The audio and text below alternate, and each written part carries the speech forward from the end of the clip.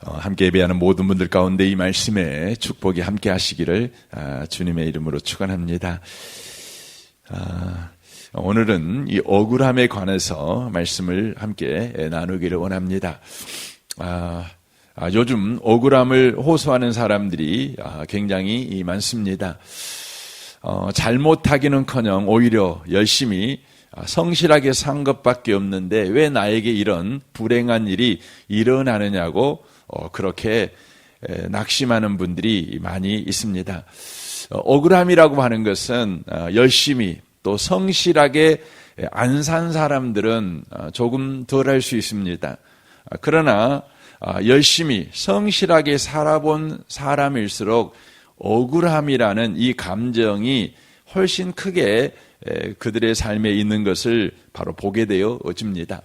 성경에 이 욥이라는 사람이 등장합니다. 욥은 보통 사람보다 더 정직하게, 더 경건하게 산 성경에서 훌륭한 사람이라고 그렇게 인정을 하는 그런 인생을 산 사람입니다. 그러나 그의 인생에 억울한 일이 쓰나미가 마을을 순식간에 쓸어가 버리는 것처럼 가정을 순식간에 쓸어버렸습니다. 하루아침에 재산을 모두 잃어버렸고 아들 7과 딸 셋이 집이 무너져서 하루아침에 다 죽어버렸습니다. 자신은 온몸에 종기가 나서 미친 듯이 가려워서 기아장으로 긁어야 되는 고통스러운 피부병에 걸렸습니다. 부인은 집을 나가버렸습니다. 욥이라는 사람은 아주 소시민적인 사람이었습니다. 누구나 꿈꾸는 소박한 행복을 바로 꿈꾸는 사람이었습니다. 그리고 이 행복을 지키기 위해서 누구보다도 성실하게 산 사람이고 정직하게 산 사람입니다. 혹 자신이나 자녀 때문에 이 행복이 깨질까 봐 매일 확인하면서 그렇게 조심조심 인생을 산 사람입니다. 욥이 기대했고 바랬던 행복은 큰 것이 아닙니다. 가족 모두 건강하고 하는 일 잘 되는 것입니다. 소위 무탈한 인생을 바로 살아가는 것입니다. 그러나 욥이 그토록 추구하고 지키고 싶었던 행복이 폭격을 맞은 것처럼 순식간에 잿더미가 되어버렸습니다.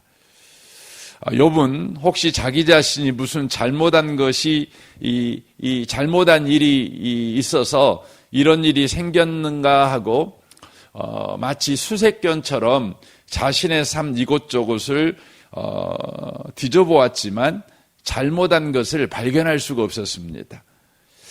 욥의 마음에 억울한 마음이 들 수밖에 없는 것 아니겠습니까? 하나님에 대한 거절감과 배신감에 욥은 견딜 수가 없었습니다. 욥의 감정이 바로 억울함으로 폭발하게 됩니다. 욥기 3장 1절을 보십시오.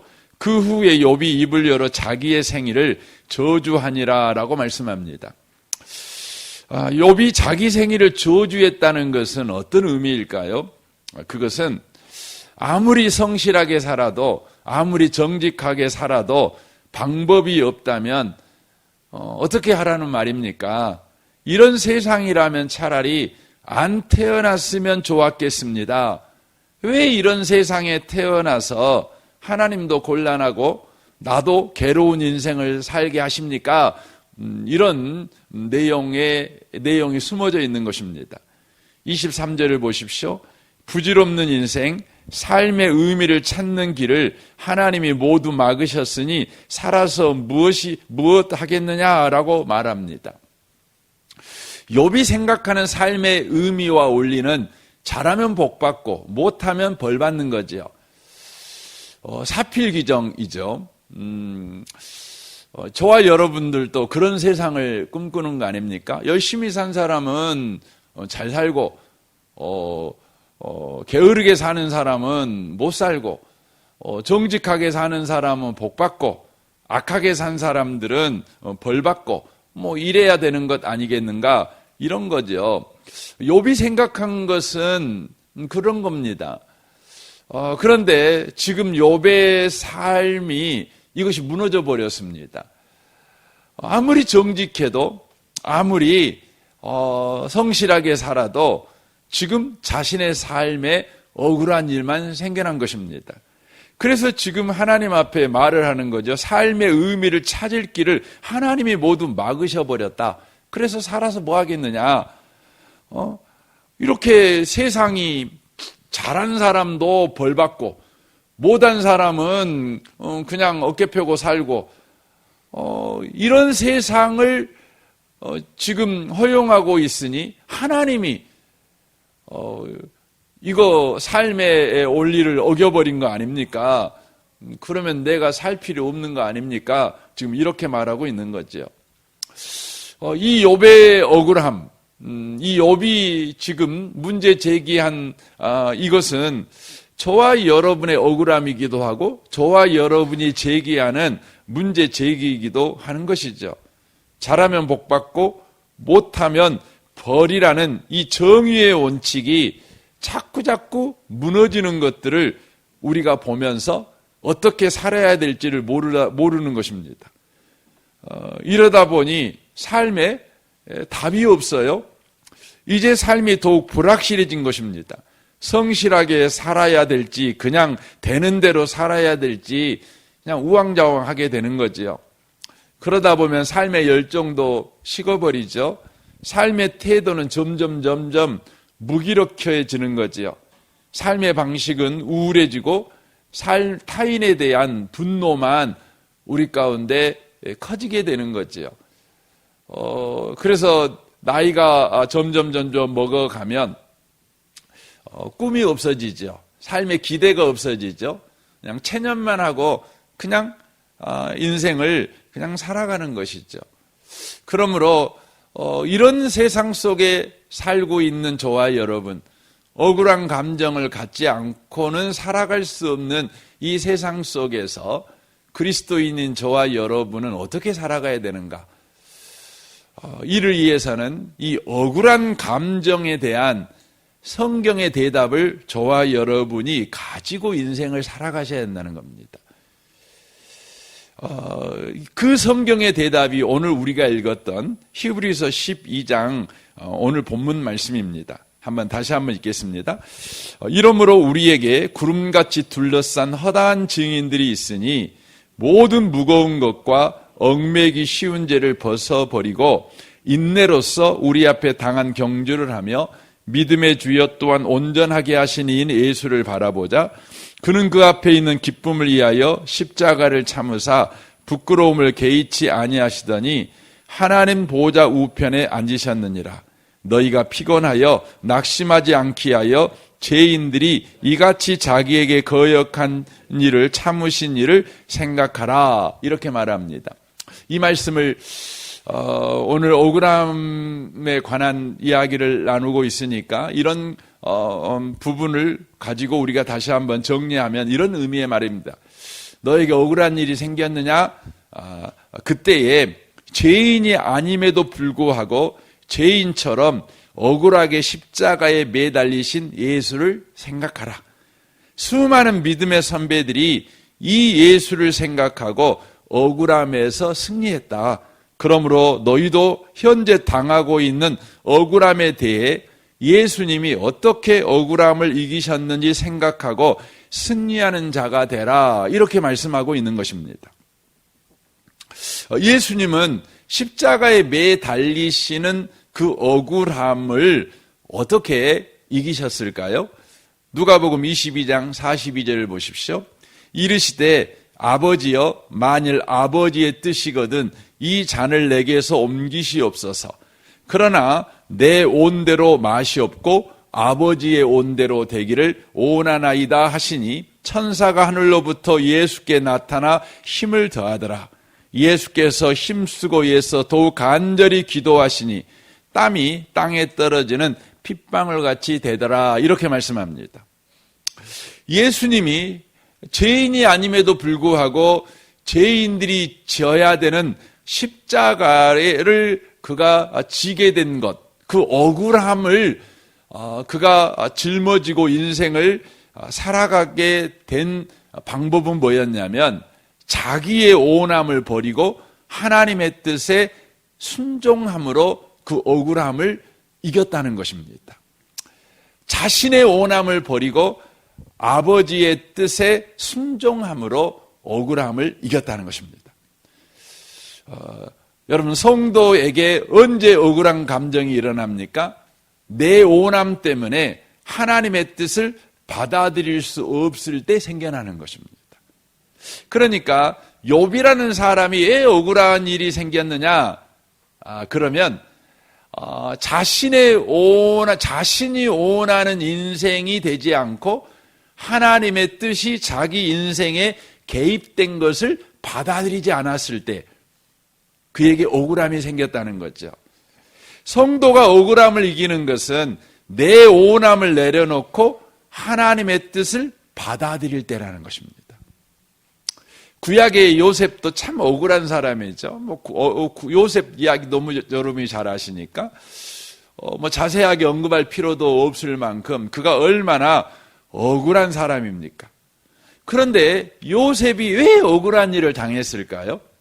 그 이유는 요셉에게 하나님의 뜻이 개입해 버리니까 그가 억울한 인생을 살기 시작했어요. 하나님의 뜻이 개입한 인생을 요셉이 사니까 억울해졌어요.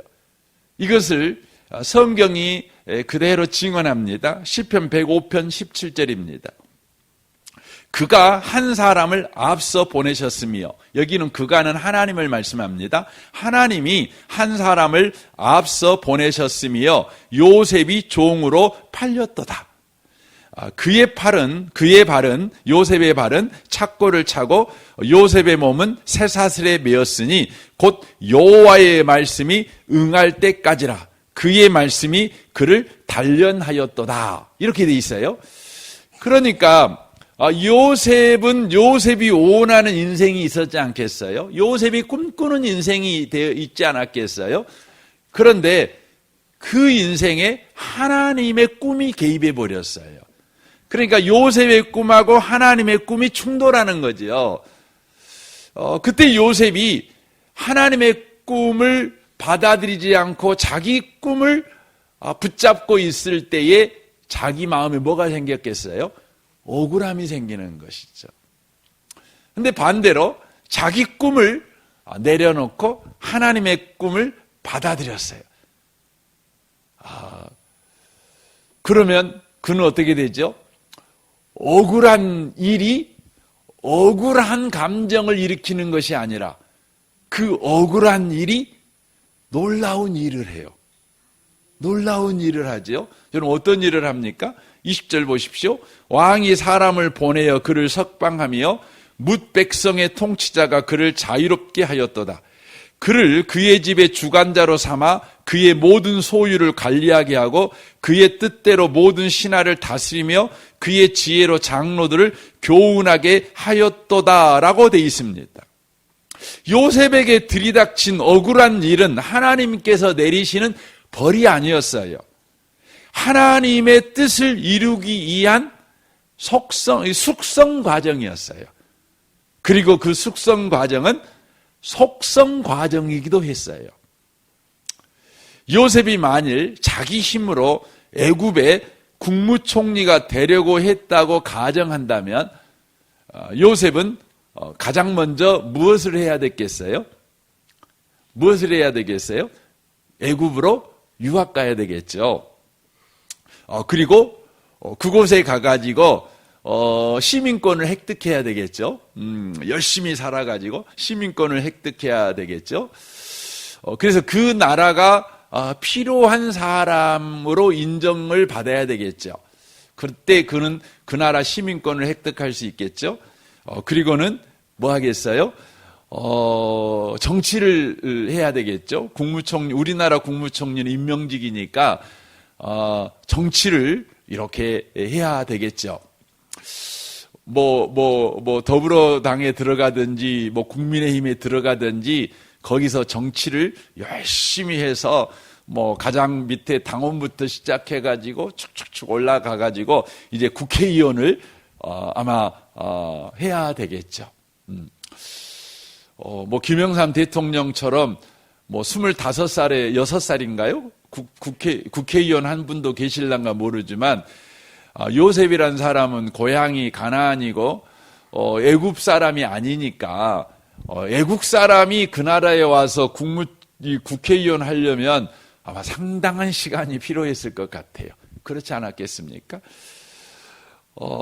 우리나라에서 구급 공무원이 5급 공무원이 되는데도 약 30년이 걸립니다. 근데 여러분, 국무총리가 되려면 몇 년이나 걸리겠어요? 우리나라에서 국무총리가 되려면 적어도 거의 60살 가까이는 되셔야 돼요. 그러니까 요셉이 17살에 거기에 팔려갔으니까 60살에 국무총리가 된다면 빼기 하시면 약 43년 시간이 필요했을 것입니다. 그런데 요셉이 국무총리가 된 것은 몇 년 만에 됐어요? 13년 만에 됐어요. 13년 만에. 그러니까 17살에 가가지고 30살에 그가 국무총리가 됐어요. 노예생활 3년, 감옥생활 10년. 노예생활 얼마나 억울한 일입니까? 감옥생활은 더할 나위 없이 또 억울하지요.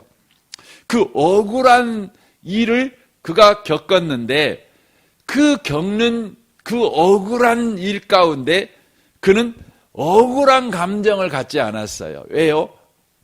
바로 자기 꿈을 버리고 하나님의 꿈을 받아들였어요. 자기 뜻을 버리고 하나님의 뜻을 받아들였어요. 자기 오남을 내려놓고 하나님의 오남을 받아들였어요. 그랬더니 그 억울한 일이 요셉을 억울한 감정을 가지고 인생을 허비해버리는 자가 되게 만든 것이 아니라 그를 숙성하여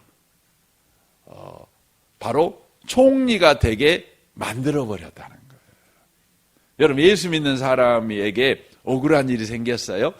그러면 꼭 기억하시면 좋겠어요. 여러분이 못나서 억울한 일 생긴 게 아니에요. 여러분이 부족해서 억울한 일이 생긴 게 아니에요. 하나님의 뜻이 여러분 인생에 일하기 시작한 거예요. 그때 우리가 해야 될 일은 뭐지요? 겟세마네 동산이 필요해요. 예수께서 땀방울이 핏방울이 되도록. 여러분, 내 오남을 버리고 하나님의 뜻을 수용한다는 것이요, 그렇게 간단한 게 아니에요. 여러분, 그렇잖아요. 간단한 게 아니잖아요. 그냥 아이고 그래요, 하나님 내 뜻 버리랍니다, 하나님 뜻대로 되십시오. 우리가 그렇게 말은 잘하지만 실제 우리의 삶에서 하나님의 뜻을 받아들인다는 게 쉬운 일이 아니에요. 너무나 포기할 것도 많고, 너무나 손해볼 것도 많고, 너무나 억울한 일도 많고, 너무 답답한 일도 많고, 그걸 다 받아들인다는 거죠. 한치 앞을 알 수 없는 내 인생을 그냥 받아들인다는 거죠.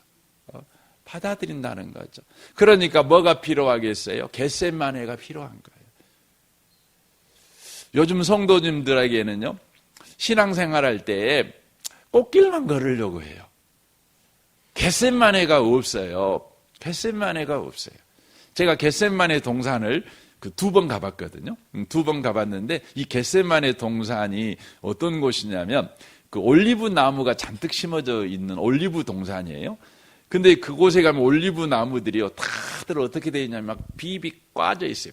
그러니까 제가 봐도 그 올리브 나무가 되게 용쓴다, 이런 생각이 들어요. 이게 막 비비 꽈 있는 거죠. 막 이렇게. 우리에게 상징적으로 보여주는 게 뭐죠? 겟세마네 동산이라는 것이요, 그냥 쥐어짜는 것이죠. 쥐어짜는 것이죠. 예수님께서 자기의 오남을 내려놓고 하나님의 뜻을 수용하기 위해서 그러는 거죠. 왜냐하면 십자가라는 것, 그 억울함을 수용한다는 것이요, 뭐 그게 뭐 허허 시시를 이렇게 할 수 있는 건 아니잖아요. 여러분, 십자가 질 때 예수님께서 얼마나 억울한 일입니까? 근데 그 억울한 일을 짊어진다는 건 여러분 고통스러운 거잖아요. 비참한 거잖아요. 그러니까 저와 여러분이 내 오남을 내려놓고 하나님의 뜻을 받아들일 때에는 반드시 십자가가 필요한 것입니다. 십자가가, 겟세마네가 필요한 것입니다. 저는 2024년 한 해 가운데 겟세마네 동산의 습관처럼 드나드는 신앙생활을 저와 여러분이 꼭 하셨으면 좋겠어요. 예수님이 습관처럼 겟세마네 동산에 갔다고 누가복음 22장에 기록이 돼 있거든요. 습관처럼, 습관을 따라서. 그래서 에레미야 3장 27절은 우리에게 이렇게 이야기를 합니다. 억울한 일을 당했을 때 어떻게 하라는 겁니까? 제가 메시지 성경으로 읽겠습니다. 잠잠히 소망하며 하나님의 도우심을 잠잠히 바라는 그 사람은 복되다. 젊은 시절 고난을 겪고 끝까지 견디는 그 사람은 복되다. 삶이 힘겹고 짐이 무거울 때 홀로 있어라. 침묵 속으로 들어가라. 바닥에 엎드려 기도하여라. 캐묻지 마라. 다만 나타날 소망을 기다려라. 고난으로부터 달아나지 말라. 정면으로 맞서라. 우리에게 최악의 상황이란 없다. 왜 그런가? 주님은 한 번 가면 영영 돌아오지 않는 분이 아니기 때문이다. 그분은 엄하시나 또한 자애로우시다. 그분의 신실한 사랑은 무궁무진하여 동나는 법이 없다. 그분은 우리에게 고난을 주시고 난관에 봉착해 하시는 것을 즐거워하지 않으신다라고 말씀합니다. 이 아침에 오신 복 있는 성도 여러분, 여러분과 저는 그리스도인입니다. 하나님의 은혜 아래 살고 있는 사람입니다. 여러분과 저에게 억울한 일이 일어났다면 그건 이상한 일이 일어난 것이 아니라 하나님의 높은 뜻이 우리 인생 가운데 개입한 것입니다. 요셉에게 하나님의 말씀이 개입하여 그 말씀이 응할 때까지 그를 억울한 일 가운데 두셨던 것처럼, 그런데 그 억울한 일은 우리에게 억울한 감정을 일으키는 일에 그걸 쓰면 안 돼요. 그건 인생을 허비하는 것입니다. 숙성 과정으로 쓰셔야 됩니다. 속성 과정으로 쓰셔야 된다는 것입니다. 이 아침에 오신 복 있는 분들의 삶에 언제나 겟세마네의 기도가 회복되는 은혜가 있으시기를 주님의 이름으로 축원합니다. 아멘. 우리 같이 기도하겠습니다. 오늘 말씀을 우리 생각하며 이 아침에 기도하기를 원합니다. 주님, 억울한 일이 너무 많습니다. 이것들이 억울한 감정을 만들어내는 역할이 되지 않고 하나님의 뜻이 이루어지는 숙성 과정이 되는 은혜를 허락하여 주옵소서. 이를 위해 겟세마네가 늘 있는 우리의 삶이 되게 하십시오. 내 오남을 내려놓고 하나님의 뜻에 순종하는 우리가 되는 은혜를 허락하시옵소서. 여러분, 이 아침에 특별히 이 부분을 놓고 좀 기도하시면 좋겠습니다. 여러분 가정을 위해서 또 직장 생활을 위해서 기도하십시오. 우리 성도들을 위해서도 여러분 중보해 주십시오. 우리 교회 청년대학부를 위해서 기도해 주십시오. 청년대학부 한 명 한 명이 계속해서 하나님의 은혜 속에서 인생을 해석하고 하나님의 뜻 가운데 인생을 살아내는 그런 귀한 청년들 되게 해 주십시오.